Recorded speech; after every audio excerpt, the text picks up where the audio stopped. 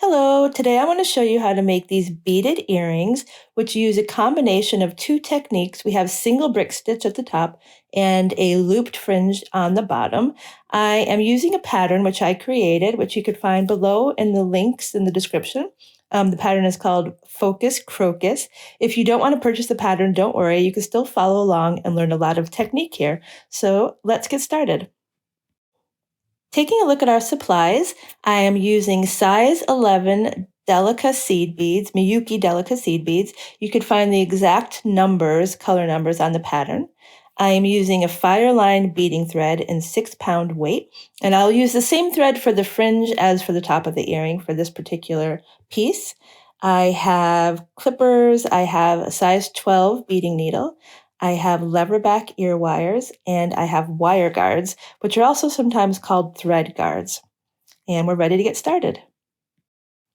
To begin, I've cut 4 feet of fireline beading thread, and I have thread my needle, and I'm going to pick up the first 2 beads in the first row of my pattern, like so, and I'm going to slide those down towards the end of my thread. I want to leave a 3 to 4 inch tail so that I could weave it back in later.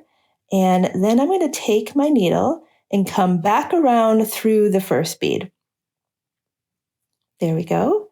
And when I pull that, it's going to make a little loop and it's going to have the beads sit next door to each other, like so. And then because it's the first 2 beads in my row, I want to loop back around those again just to make it extra secure. So I'm going to go back down that second bead. And then I'm going to come up through the first bead again. There we go. So pull that through. And then I'm going to go back down through the second one again.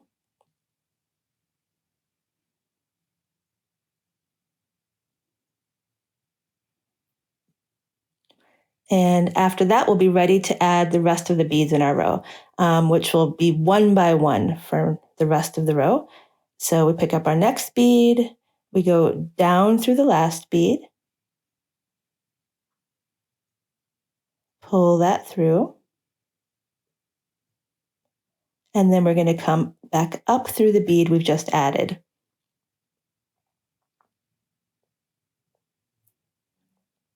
There we go. And then we're going to do that same thing again. So we pick up the next bead and come up through the last bead we've just added, like so. And then bring your needle down through the newest bead and you'll be ready to add another. This technique is actually called ladder stitch. It's the base row for the brick stitch, which we're going to build the rest of the earring. So we keep doing this all the way along, adding 1 bead at a time. We're going to go through the last one, creating a loop, and have these beads start to line up next to each other like a little ladder. So continue with that. I believe there are 25 beads in the first row of this pattern. Following along with your pattern, add your beads, make sure you're counting where you're supposed to be. And when you get to the end of this row, meet me back here and we will begin our row of brick stitch. Okay, see you in a bit.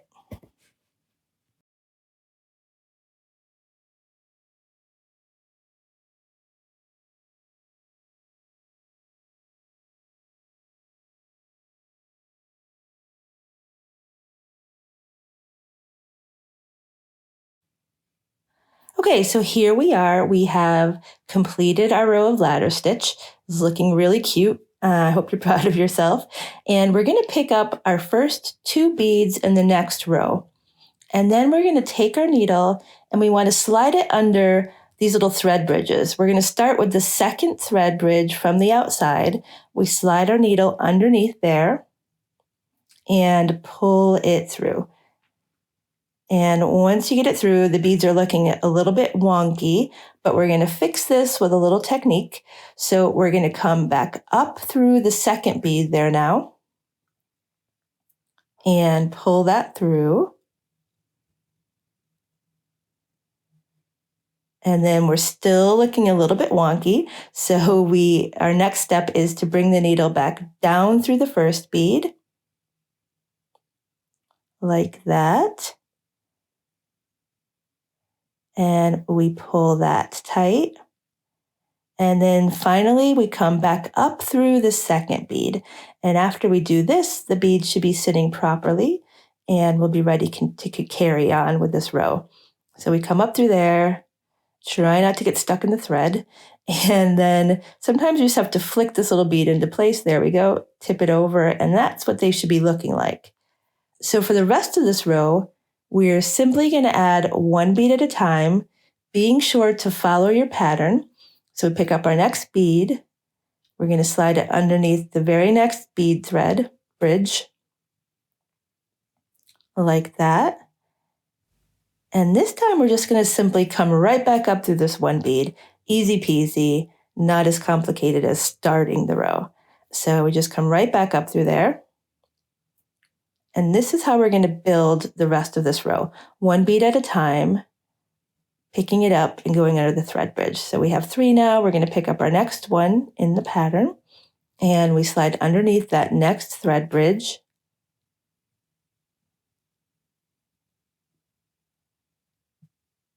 And once we've done that, we come straight back up through that same bead. Try not to get tangled up. It's important to go slow here so you don't end up with knots in your thread and, tangles that you have to sort of backtrack through.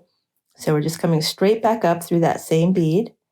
And we're just going to continue to build this row in this manner, adding one bead at a time, sliding back up through the bead after we've gone under the thread bridge, making sure you follow your pattern because you don't want to have to go back and fix something. So go slow, concentrate on the one bead at a time. And when you get to the end of this, we're going to start our next row of brick stitch. And I'm going to show you that one more time because I know that can be a bit tricky to remember. So meet me back here and I will show you how to start a row of brick stitch again.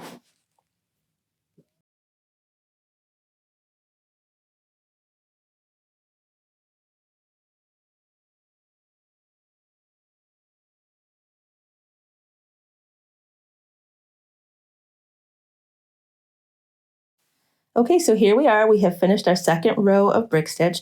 And I just want to show you one more time how to begin a row of brick stitch, because I think that's the trickiest part of the whole thing. And once you have that down, you are going to be a pro at this. So we pick up the first 2 beads in that third row, and we're going to slide our needle underneath the second thread bridge from the outside of the work. And then we will bring our needle back up through the second bead that we've just added. And then down through the first bead.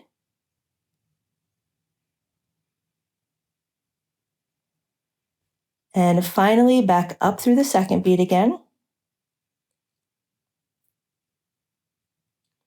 And now we are ready to add beads one at a time for the rest of this row. So continue to work your rows back and forth following the pattern, and I'll see you when you get to the very top of the pyramid, and then we'll add our thread guard.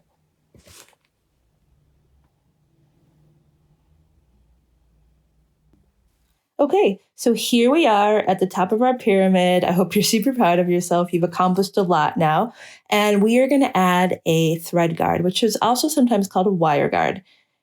Take a look at it, and it has a little hole at the bottom of it. And you're going to thread your needle through there and then pull that all the way down to your piece, to your beadwork.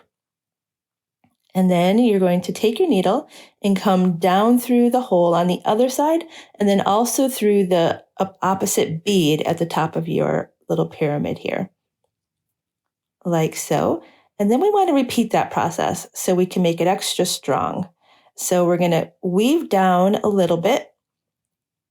We're going to go down one bead, and then one more, in order to find a path where we could come cleanly up to where we began. So we go there, and now we can weave back up to that first hole in the thread guard. So we're coming up 1,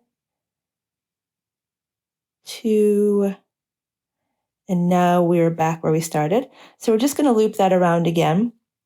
The important thing with the thread guard is to make sure when you pull the thread that the thread stays in that little channel at the top of the thread guard.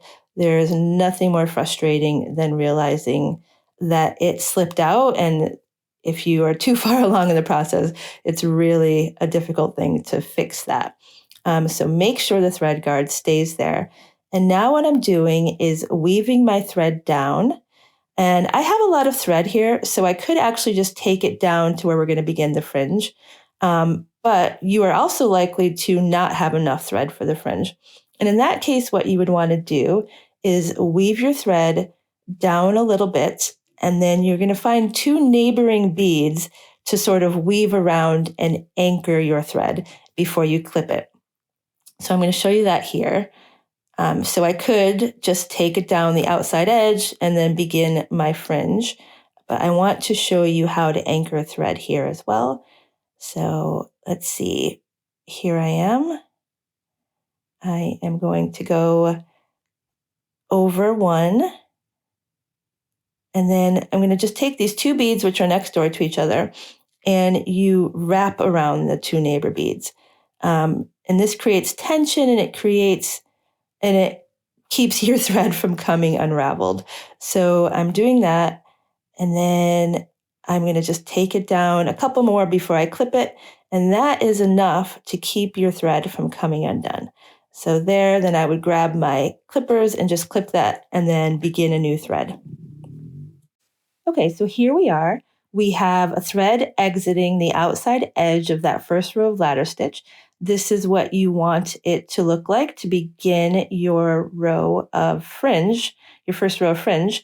And we're ready to go, and we're going to get started by picking up beads, following the pattern for that first row of fringe. We will add the beads to our needle one at a time.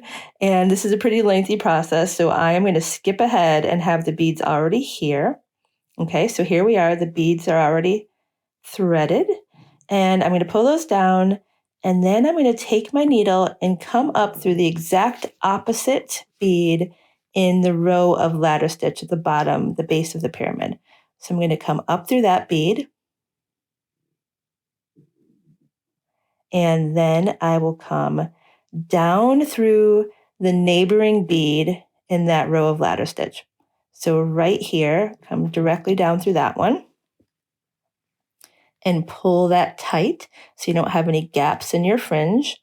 And then we're going to repeat the same process for the next row of fringe. So following your pattern, pick up your beads, and now you bring your needle up through the exact opposite bead in the row of ladder stitch, like so. And then come right down through the neighboring bead in that row of ladder stitch. And we're going to just continue to repeat this process for all of the rows of fringe. And you just want to make sure you're keeping it tight. You don't want to have gaps in your fringe. So stop each time and check and make sure that the pattern looks right, that you don't have any spaces there, and take your time. You never want to rush fringe because it's just really easy to get a miscount in there because you're dealing with such a large number of beads. So count once, count twice, and then do your next row. When you're finished with your rows, meet me back here and I'll show you how to anchor it.